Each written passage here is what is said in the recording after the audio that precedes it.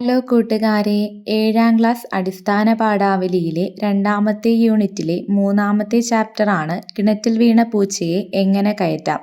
അക്ബർ കക്കട്ടിൽ രചിച്ച ഈ കഥയാണ് നമ്മൾ ഇന്ന് പഠിക്കാനായി പോകുന്നത്. പാഠഭാഗം വായിക്കുന്ന ഒരു വീഡിയോ നമ്മൾ നേരത്തെ അപ്ലോഡ് ചെയ്തിരുന്നു. ഈ വീഡിയോയിൽ പാഠത്തിന്റെ ആശയവും ചോദ്യോത്തരങ്ങളുമാണ് ഉള്ളത്. അക്ബർ കക്കട്ടിൽ എന്ന രചയിതാവിനെ നമുക്കൊന്ന് പരിചയപ്പെടാം. അക്ബർ കക്കട്ടിൽ 1954 ജൂലൈ 7 ജനിച്ചു. കഥാകൃത്ത്, നോവലിസ്റ്റ് എന്നീ മേഖലകളിൽ പ്രശസ്തൻ. നർമ്മത്തിൽ ചാലിച്ച രചനാശൈലിയാണ് ഇദ്ദേഹത്തിന്റെ കൃതികളുടെ പ്രത്യേകത. 2 തവണ കേരള സാഹിത്യ അക്കാദമി അവാർഡ് നേടിയിട്ടുണ്ട്. ഈ വഴി വന്നവർ, മായക്കണ്ണൻ, 6ാം കാലം, മൃത്യുയോഗം മുതലായവ പ്രധാന കൃതികൾ. 2016 ഫെബ്രുവരി 17 അന്തരിച്ചു. ഇനി നമുക്ക് പാഠഭാഗത്തെ ആശയം നോക്കാം. നമ്മുടെ എഴുത്തുകാരൻ തന്നെയാണ് ഈ കഥയിലെ നായകനെന്ന് പറയുന്നത്. അദ്ദേഹം ഒരു യോഗത്തിൽ പ്രസംഗിക്കാൻ പോകാൻ വേണ്ടി തയ്യാറാകുകയായിരുന്നു. കുളിച്ചിറങ്ങിയപ്പോൾ ഉമ്മ വന്നു പറഞ്ഞു, നമ്മുടെ കിണറ്റിലൊരു പൂച്ച വീണ് എന്ന്. കുളിച്ചുകൊണ്ടിരുന്നപ്പോൾ ഇദ്ദേഹം ഒരു ശബ്ദം കേട്ടിരുന്നു. ആ ശബ്ദം പൂച്ച വീണതിൻ്റെ ആകാമെന്ന് അദ്ദേഹം ഊഹിക്കുന്നു. പക്ഷേ പൂച്ചയെ എങ്ങനെ പുറത്തെടുക്കണമെന്ന് അദ്ദേഹത്തിന് അറിയില്ല. അപ്പോൾ ഉമ്മ പരിഹസിക്കുന്നു, നിന്റെ ഭാര്യയുണ്ടായിരുന്നെങ്കിൽ അവൾ ഇതിന് എന്തെങ്കിലും ഒരു എളുപ്പവഴി കണ്ടെത്തിയേനെ എന്നും എപ്പോൾ തന്നെ പൂച്ചയെ രക്ഷപ്പെടുത്തിയേനെ എന്നും നിന്നെക്കൊണ്ട് പ്രസംഗിക്കാനല്ലാതെ മറ്റൊന്നിനും കൊള്ളുകയില്ല എന്നും പറയുന്നു. ഇത് കേട്ട എഴുത്തുകാരന് എങ്ങനെയെങ്കിലും പൂച്ചയെ രക്ഷപ്പെടുത്തണമെന്ന് തോന്നുന്നു. കാരണം ഭാര്യ വീട്ടിലില്ല. ഭാര്യ അവരുടെ പറമ്പിൽ പണിക്ക് ആള് വന്നപ്പം അവിടേക്ക് പോയിരിക്കുകയാണ്. എന്ത് ചെയ്യണമെന്നറിയാതെ നിൽക്കുന്ന കഥാനായകനോട് ഉമ്മ പറയുന്നു, നിന്നെ വിളിച്ചുകൊണ്ടുപോകാൻ വേണ്ടി വന്നിരിക്കുന്ന ആളുകളോട് പൂച്ച വീണ കാര്യം പറയാനായിട്ട് പറയുന്നു. എന്നിട്ട് അവരെ കൊണ്ട് പൂച്ചയെ പുറത്തെടുപ്പിക്കാനാണ് ഉമ്മ നിർദ്ദേശിക്കുന്നത്. അങ്ങനെ തന്നെ കാത്തു നിൽക്കുന്ന കാസിമിനോടും അനന്തനോടും അദ്ദേഹം ഈ വിഷയം അവതരിപ്പിക്കുന്നു. പൂച്ച കിണറ്റിൽ വീണ സ്ഥിതിക്ക് പൂച്ചയെ രക്ഷപ്പെടുത്താതെ എങ്ങനെയാണ് ഇദ്ദേഹത്തെ വേദിയിലേക്ക് വിളിക്കുക എന്ന് ആശയക്കുഴപ്പത്തിലാകുന്ന കാസിമും അനന്തനും ചേർന്ന് പൂച്ചയെ രക്ഷിക്കാനുള്ള ശ്രമങ്ങൾ തുടങ്ങുന്നു. പൂച്ചയെ തൊട്ടിയിൽ കയറ്റി രക്ഷിക്കാനാണ് ആദ്യം ശ്രമിക്കുന്നത്. പൂച്ച കിണറ്റിലെ ഒരു മാളത്തിനുള്ളിൽ ഇരിക്കുകയാണ്. തലയിട്ട് പുറത്തേക്ക് നോക്കുന്നുമുണ്ട്. എന്നാൽ തൊട്ടി കണ്ട പൂച്ച കൂടുതൽ പേടിക്കുകയാണ് ചെയ്യുന്നത്. നിങ്ങളെന്നെ അപകടപ്പെടുത്താൻ ശ്രമിക്കുകയാണോ എന്ന മട്ടിലാണ് പൂച്ച അവരെ നോക്കുന്നത്. കാസിം കുറെ വട്ടം ശ്രമിച്ചിട്ടും പൂച്ച തൊട്ടിയിലേക്ക് കയറിയില്ല. അതിനുശേഷം അനന്തനായി പൂച്ചയെ തൊട്ടിയിൽ കയറ്റാനുള്ള ശ്രമം. എന്നാൽ അനന്തന്റെ ശ്രമം കൂടിയപ്പോൾ പൂച്ച പേടിച്ച് പിടഞ്ഞ് വെള്ളത്തിലേക്ക് വീഴുകയും പിന്നീട് അത് വീണ്ടും നീന്തി ആ മാളത്തിലേക്ക് തന്നെ കയറുകയും ചെയ്യുന്നു. അപ്പോഴേക്കും അവിടെ ആളുകൾ കൂടുന്നു. പൂച്ച വെള്ളത്തിൽ വീണ സ്ഥിതിക്ക് പൂച്ചയുടെ രോമം വെള്ളത്തിലായി കാണുമെന്നും അത് പലവിധ അസുഖങ്ങൾക്ക് കാരണമാകുമെന്നും അതിനി കിണർ വൃത്തിയാക്കേണ്ടി വരുമെന്നുമൊക്കെ പലതരത്തിലുള്ള അഭിപ്രായങ്ങൾ വരുന്നു. മാത്രവുമല്ല, ഇദ്ദേഹത്തെ കാണാതെയും ഇദ്ദേഹത്തിനെ വിളിക്കാൻ വന്ന കാസിമിനെയും അനന്തനെയും അന്വേഷിച്ചും സമ്മേളന സ്ഥലത്ത് നിന്നും ആളുകൾ ഇദ്ദേഹത്തിന്റെ വീട്ടിലേക്ക് വരാൻ തുടങ്ങുന്നു. അങ്ങനെ വീട് മുഴുവൻ ആളുകളെ കൊണ്ട് നിറയുന്നു. ഇവിടെ ഒരു ആൾക്കൂട്ടം കണ്ട് അയൽക്കാരും എല്ലാവരും ഈ കിണറ്റിൻകരയിലേക്ക് എത്തുന്നു. പലരും പല അഭിപ്രായങ്ങളും പറയുന്നുണ്ട്. അത്തരത്തിൽ വന്നൊരു അഭിപ്രായമാണ്, കണ്ണാടിക്കുട്ടയുണ്ടെങ്കിൽ പൂച്ചയെ എടുക്കുന്നത് എളുപ്പമായിരിക്കുമെന്ന്. അങ്ങനെ ഖാദർ കണ്ണാടിക്കുട്ടയുമായിട്ട് വരുന്നു. കണ്ണാടിക്കുട്ടയിട്ട് പൂച്ചയെ പുറത്തെടുക്കാൻ ശ്രമിച്ചിട്ടും പൂച്ച കയറുന്നില്ല. പിന്നെ ഒരാൾ പറയുന്നു, പൂച്ചയെ രക്ഷിക്കാൻ ഒരു വിദഗ്ധന്റെ അഭാവമുണ്ട്, അയാൾ ഉണ്ടായിരുന്നെങ്കിൽ എടുക്കാൻ കഴിയുമായിരുന്നുവെന്ന്. ഇങ്ങനെ പലതരത്തിലുള്ള അഭിപ്രായങ്ങൾ പറഞ്ഞുകൊണ്ട് ഒന്നിലും ഇടപെടാതെ ഒരുപാട് ആളുകൾ അവിടെ നിൽപ്പുണ്ട്. പിന്നീടും പലരും പല അഭിപ്രായങ്ങളും പറയുന്നുണ്ട്. കുട്ടയിൽ മീനും ചോറും ഇട്ട് കൊടുത്താൽ മതിയെന്നും എലിയെ കെട്ടിയിട്ടാൽ മതിയെന്നുമുള്ള അഭിപ്രായങ്ങൾ പറയുന്നു. അവസാനം സമ്മേളനം നടക്കുന്ന സ്ഥലത്ത് നിന്ന് ഗാനമേള നടത്താനുള്ള ആളുകൾ വന്ന് പ്രശ്നമുണ്ടാക്കുന്നു. പെട്ടെന്ന് തന്നെ പൂച്ചയെ രക്ഷിക്കാനായി പറയുന്നു. പുറത്തുനിന്ന് ഇങ്ങനെ അതിലേക്ക് നേരിട്ടിടപെടാതെ എന്തെങ്കിലുമൊക്കെ ചെയ്തതുകൊണ്ട് പൂച്ചയെ രക്ഷിക്കാൻ കഴിയില്ല എന്ന് അവർ തിരിച്ചറിയുന്നു. പൂച്ചയെ രക്ഷിക്കണമെങ്കിൽ ആരെങ്കിലും ഒരാൾ കിണറ്റിൽ ഇറങ്ങിയേ മതിയാകൂ എന്നൊരു ഘട്ടം എത്തുന്നു. ആ ഘട്ടം എത്തുമ്പോൾ അനന്തൻ ഒരു കുടുക്കുമായി പൂച്ചയ്ക്കരികിലേക്ക് ഇറങ്ങുന്നു. എന്നാൽ കുടുക്കെറിയാൻ ശ്രമിക്കുമ്പോൾ പൂച്ച പേടിക്കുകയും പേടിച്ച് വെള്ളത്തിലേക്ക് എടുത്തു ചാടുകയും ചെയ്യുന്നു. ഇത് കണ്ട് പേടിച്ച അനന്തനും വെള്ളത്തിൽ വീഴുന്നു. എന്നാൽ വെള്ളത്തിൽ വീണ ഇരുവരും പരസ്പരം പേടിക്കുകയാണ്. കാരണം പൂച്ച തന്നെ എന്തെങ്കിലും തരത്തിൽ ഉപദ്രവിക്കുമോ എന്ന് പേടിച്ച അനന്തൻ തന്നെ ഉപദ്രവിക്കുമോ എന്ന് കരുതി പൂച്ചയും പേടിച്ച് പരസ്പരം നീന്തി രക്ഷപ്പെടാൻ ശ്രമിക്കുന്നു. ഒടുവിൽ അനന്തന്റെ ശ്രമം വിജയം കാണുകയും പൂച്ചയുടെ കഴുത്തിൽ കുരുക്കിട്ട് പൂച്ചയെ കുട്ടയിൽ കയറ്റി മുകളിലെത്തിക്കുകയും ചെയ്യുന്നു. മുകളിലെത്തിയ പൂച്ച കുരുക്കഴിക്കുമ്പോൾ തന്നെ ഓടി ജനക്കൂട്ടത്തിനിടയിൽ മറയുന്നു. അതിനുശേഷം ഇവർ സമ്മേളനം നടക്കുന്ന സ്ഥലത്തേക്ക് പോവുകയാണ്. എന്നാൽ അവിടെ എത്തുമ്പോൾ അവിടെ ആരും ഉണ്ടായിരുന്നില്ല. എന്തു പറ്റിയെന്ന് ചോദിക്കുമ്പോൾ മൈക്ക് ഓപ്പറേറ്റർ പറയുന്നത് എല്ലാവരുടെ വീടുകളിലും പൂച്ച വീണു എന്നും അവരെല്ലാം രക്ഷിക്കാൻ വേണ്ടി പോയിരിക്കുകയാണ് എന്നുമാണ്. ഇതാണ് നമ്മുടെ കഥയുടെ ആശയം. ഇനി നമുക്ക് ചോദ്യോത്തരങ്ങളിലേക്ക് കടക്കാം. ഓരോ ചോദ്യോത്തരങ്ങളായി നോക്കാം. കണ്ടെത്താം, എഴുതാം. കിണറ്റിൽ വീണ പൂച്ചയെ രക്ഷിക്കാൻ നടന്ന പ്രവർത്തനങ്ങൾ എന്തെല്ലാം? ആദ്യമൊരു തൊട്ടി കെട്ടിയിറക്കി. അതിലേക്ക് പൂച്ചയെ കയറ്റാൻ ശ്രമിച്ചു. എന്നാൽ പൂച്ച തൊട്ടിയിലേക്ക് കയറിയില്ല. അതിനുശേഷം ഒരു കണ്ണാടിക്കുട്ട കൊണ്ടുവന്ന് പൂച്ചയെ കുട്ടയിലേക്ക് കയറ്റാൻ നോക്കി. പൂച്ച കുട്ടയിലും കയറിയില്ല. ഒടുവിൽ പൂച്ചയുടെ കഴുത്തിൽ കുടുക്കിട്ട് കയറ്റുകയാണ് ചെയ്തത്. രണ്ടാമത്തെ ചോദ്യം. കിണറ്റിൽ വീണ പൂച്ചയെ പുറത്തെടുക്കാൻ നിർദ്ദേശിച്ച പരിഹാരം എന്ത്? പ്രസംഗത്തിന് ക്ഷണിക്കാൻ വന്ന കൂട്ടുകാരോട് പറഞ്ഞ് അവരെക്കൊണ്ട് പൂച്ചയെ പുറത്തെടുപ്പിക്കാനാണ് ഉമ്മ നൽകിയ നിർദ്ദേശം. അടുത്ത ചോദ്യം നോക്കാം. ഇപ്പോൾ രണ്ടുപേരും നീന്തുകയാണ് പരസ്പരം രക്ഷപ്പെടാൻ. സന്ദർഭം കണ്ടെത്തി എഴുതുക. കണ്ണാടി കുട്ടയിലും കയറാത്ത പൂച്ചയെ കഴുത്തിൽ കുടുക്കിട്ട് കുട്ടയിലേക്ക് കയറ്റാൻ ശ്രമിക്കുന്നു. എന്നാൽ കുടുക്കെറിയാൻ ശ്രമിക്കുമ്പോൾ പേടിച്ച പൂച്ച വെള്ളത്തിലേക്ക് വീഴുന്നു. അനന്തനും ഒപ്പം പേടിച്ച് വെള്ളത്തിലേക്ക് വീണു. രണ്ടുപേരും ഭയപ്പെട്ടു പോയി. അനന്തൻ തന്നെ ഉപദ്രവിക്കുമെന്ന് പൂച്ചയും പൂച്ച തന്നെ ഉപദ്രവിക്കുമെന്ന് അനന്തനും കരുതുന്നു. രണ്ടുപേരും രക്ഷപ്പെടാൻ വേണ്ടി നീന്തുന്നതാണ് സന്ദർഭം.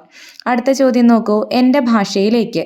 ഇന്നെ കൊണ്ട് ഒന്നിനും ആവൂല പ്രസംഗിക്കാനല്ലാതെ വേറെന്തറിയാ എനിക്ക്. എൻ്റെ പെണ്ണുങ്ങളുണ്ടെങ്കിൽ ഒരു വഴി ഓള് കാണായിരുന്നു. എനിക്കാണെങ്കിൽ ശരിക്കും കണ്ണും പിടിക്കൂല.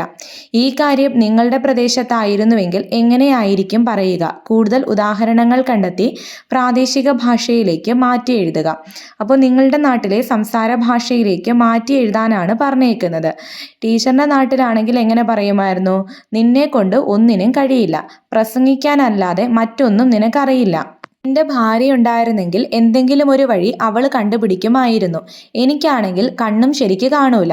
ഇങ്ങനെയാണ് പറയുക. ഇതുപോലെ നിങ്ങളുടെ പ്രാദേശിക ഭാഷയിൽ എങ്ങനെയാണ് ഈ വാക്കുകൾ അല്ലെങ്കിൽ ഈ സംഭാഷണം പറയുക എന്നുള്ളത് നിങ്ങൾ എഴുതി നോക്കൂ. അടുത്ത ചോദ്യം നോക്കൂ. ഭാവാത്മകമായി വായിക്കാം. അയാൾ തൊട്ടി കിണറ്റിലിട്ട് പൂച്ചയെ തൊട്ടിക്കകത്താക്കാനുള്ള ശ്രമത്തിലാണ്. പൂച്ചയെ നീ രക്ഷപ്പെട്ടോ എന്ന മട്ടിലാണ് ഞങ്ങളെല്ലാവരുടെയും നിൽപ്പ്.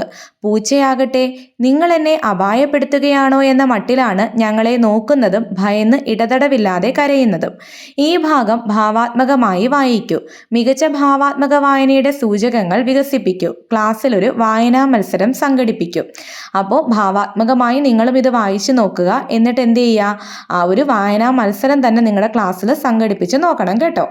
അടുത്ത നോക്കൂ. ശൈലി വിശദീകരിക്കാം. ശൈലിയും വിശദീകരണവും. ശൈലി എന്താണ്? പഠിച്ച പണി 18 നോക്കി. എന്താണ് വിശദീകരണം? അറിയാവുന്ന എല്ലാ വിദ്യകളും പ്രയോഗിച്ചു നോക്കി വിജയം കണ്ടില്ല. ഈ ശൈലി കളരിപ്പയറ്റ് എന്ന ആയോധന കലയിൽ നിന്ന് വന്നതാണ്. അപ്പോൾ ഒരു ഉദാഹരണം ഞാൻ തന്നിരിക്കുന്നത് നോക്കൂ. ജനകീയ പ്രശ്നം. അതിൻ്റെ അർത്ഥം എന്താണ്? പൊതുകാര്യം. ഇതുപോലെ കൂടുതൽ ശൈലികൾ കണ്ടെത്തി അർത്ഥം എഴുതാനാണ് പറഞ്ഞിരിക്കുന്നത്. പാഠഭാഗത്ത് നിന്നും കണ്ടെത്താം, അല്ലാതെയുള്ള ശൈലികൾ നിങ്ങൾക്ക് കണ്ടെത്താം. നമ്മൾ ഇതിനു മുന്നേയുള്ള വീഡിയോയിൽ ശൈലികൾ ഉൾപ്പെടുത്തിയിട്ടുണ്ട്. അതൊന്ന് കണ്ടു നോക്കണം കേട്ടോ. സന്ദർഭം കണ്ടെത്താം. ദുർബലരോടും സഹായം ആവശ്യമുള്ളവരോടും അനുതാപപൂർണമായ ഇടപെടൽ ഉറപ്പാക്കുക എന്നത് സമൂഹത്തിന്റെ ഉത്തരവാദിത്തമാണല്ലോ.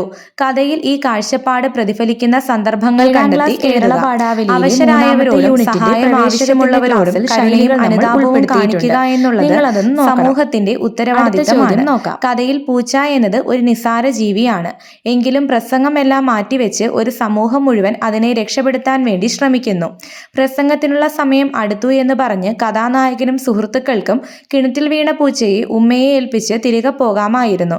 എന്നാൽ എല്ലാവരും ചേർന്ന് പൂച്ചയെ രക്ഷപ്പെടുത്താനാണ് ശ്രമിക്കുന്നത്.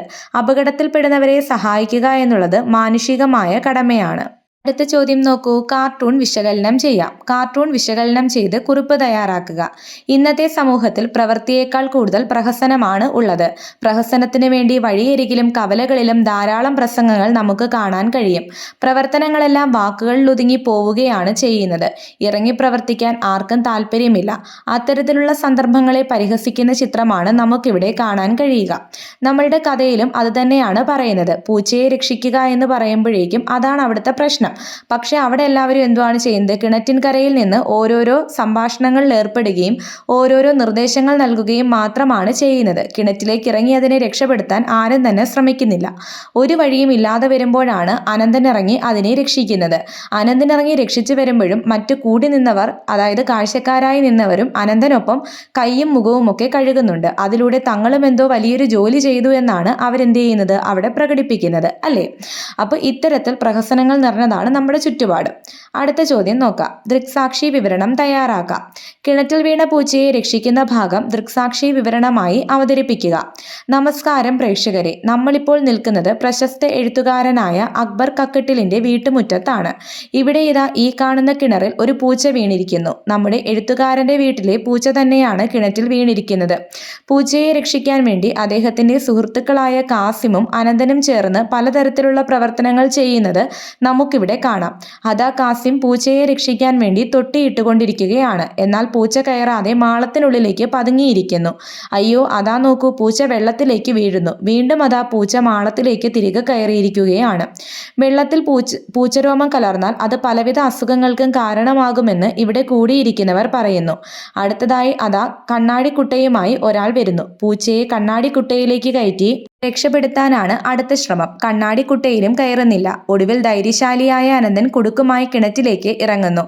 അങ്ങനെ എല്ലാവരെയും മുൾമുനയിൽ നിർത്തിക്കൊണ്ടിരുന്ന പൂച്ചയിത അനന്തനൊപ്പം പുറത്തേക്ക് എത്തുന്നു. അങ്ങനെ അനന്തന്റെ ധീരപ്രവർത്തനം പൂച്ചയുടെ രക്ഷയ്ക്ക് കാരണമായിരിക്കുകയാണ്. അടുത്ത ചോദ്യം, സംവാദം നടത്താം. എല്ലാവരുടെ കിണറ്റിലും പൂച്ച വീണിട്ടുണ്ട്. വിളിക്കാൻ ആള് വന്നിട്ട് ഓരോരുത്തരും അവരവരുടെ വീട്ടിലേക്ക് പോയിരിക്കുക. ഇവിടെ കഥാകാരൻ കിണറ്റിൽ വീണ പൂച്ചയെ ഒരു പ്രതീകമായാണോ അവതരിപ്പിച്ചിരിക്കുന്നത്? ഇത്തരം പ്രശ്നങ്ങൾ ഒറ്റയ്ക്കാണോ കൂട്ടായിട്ടാണോ പരിഹരിക്കേണ്ടത്? സ്വന്തം വാദമുഖങ്ങൾ യുക്തിപൂർവ്വം സമർത്ഥിച്ച് സംവാദം നടത്തുക. അപ്പോൾ ക്ലാസ്സിൽ ഒരു സംവാദം സംഘടിപ്പിക്കാനാണ് പറഞ്ഞിട്ടുള്ളത്. അതിനുവേണ്ട ചെറിയൊരു സൂചന മാത്രമാണ് ഞാനിവിടെ നിങ്ങൾക്ക് തരുന്നത്. കിണറ്റിൽ വീണ പൂച്ചയെ ഇവിടെ ഒരു പ്രതീകമായാണ് എഴുത്തുകാരൻ കാണുന്നത്. നമ്മുടെ സമൂഹത്തിൽ പ്രാവർത്തികമാക്കാത്ത ധാരാളം കാര്യങ്ങൾ പറഞ്ഞു നടക്കുന്ന രാഷ്ട്രീയ പ്രവർത്തകരെയും സാമൂഹിക നായകന്മാരെയും നമുക്ക് കാണാൻ കഴിയും. എന്നാൽ ഏറ്റവും നിസ്സാരമാണെങ്കിൽ പോലും പ്രസംഗമല്ലാതെ ഒന്നും നടക്കില്ല എന്നതാണ് യാഥാർത്ഥ്യം. ഈ കഥയിലും അങ്ങനെയുള്ള ആളുകളെ കാണാൻ കഴിയുന്നുണ്ട്. അപ്പോൾ നിങ്ങളുടെ സംവാദത്തിന് വേണ്ടിയുള്ള വാദമുഖങ്ങൾ എഴുതി തയ്യാറാക്കുക. അതിനുശേഷം എന്ത് ചെയ്യുക? ക്ലാസ്സിൽ സംവാദം സംഘടിപ്പിക്കുമ്പോൾ നിങ്ങളുടെ അഭിപ്രായങ്ങളൊക്കെ നിങ്ങൾക്ക് ക്ലാസ്സിൽ അവതരിപ്പിക്കാം കേട്ടോ. അടുത്ത ചോദ്യം നോക്കൂ. നാടകം കളിക്കാം. കഥ വായിച്ചല്ലോ. കഥയിലെ നാടകീകരണ സാധ്യതയുള്ള സന്ദർഭങ്ങൾ കണ്ടെത്തി നാടകമായി അവതരിപ്പിക്കുക. അപ്പോൾ ക്ലാസ്സിൽ എല്ലാവരും നാടകം അവതരിപ്പിക്കണം കേട്ടോ. കഥ എഴുതാം. പൂച്ചയാകട്ടെ നിങ്ങൾ എന്നെ അപായപ്പെടുത്തുകയാണോ എന്ന മട്ടിലാണ് ഞങ്ങളെ നോക്കുന്നതും ഭയന്ന് ഇടതടവില്ലാതെ കരയുന്നതും. പൂച്ച പിടഞ്ഞ് വെള്ളത്തിൽ വീണു. അത് വേവലാതിയോടെ ഒന്ന് നീന്തി വീണ്ടും മാടി പറ്റി. പൂച്ചയുടെ പക്ഷത്ത് നിന്നുകൊണ്ട് ഈ കഥ മാറ്റി എഴുതുക. അതായത് നമ്മളിപ്പോൾ രക്ഷപ്പെടുത്താൻ ശ്രമിക്കുന്ന ആളുകളുടെ പക്ഷത്ത് നിന്നുകൊണ്ടാണല്ലോ കഥ കേട്ടത്, അല്ലേ? ഇനി പൂച്ചയുടെ പക്ഷത്ത് നിന്ന് ചിന്തിക്കുക. എങ്ങനെയാണ്? ഞാൻ അറിയാതെ കിണറ്റിൻ്റെ മതിലിൻ്റെ മുകളിലൂടെ നടന്നു നോക്കിയപ്പോൾ അറിയാതെ കാല് തെന്നി കിണറ്റിൽ വീണു.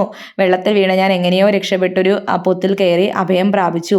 അപ്പോഴത് ആ വീട്ടിലെ ഉമ്മ വന്ന് എന്നെ നോക്കിയിട്ട് അകത്തേക്ക് കയറിപ്പോയി. അങ്ങനെ പറഞ്ഞ് എന്ത് ചെയ്യാം? പൂച്ചയുടെ ഭാഗത്ത് നിന്ന് പൂച്ച എങ്ങനെയാണ് വീണതെന്ന് പൂച്ചയ്ക്ക് അറിയുള്ളൂ. പൂച്ച എന്തൊക്കെയാണ് കാണുന്നത്, അല്ലെങ്കിൽ എന്തുകൊണ്ടാണ് തൊട്ടിയിട്ടവൻ പൂച്ച കയറാതെ പേടിച്ചിരുന്നതെന്ന് പൂച്ചയ്ക്കല്ലേ അറിയുള്ളൂ. അപ്പം പൂച്ചയുടെ ഭാഗത്ത് നിന്ന് ചിന്തിച്ചുകൊണ്ട് എന്ത് ചെയ്യുക? നിങ്ങൾ ആ കഥ മാറ്റി എഴുതുക.